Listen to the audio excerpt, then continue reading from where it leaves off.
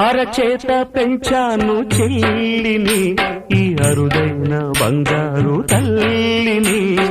అడుగేస్తే పాదాలు కందవా, నా కన్నుల్లో కన్నీళ్ళు చిందవా.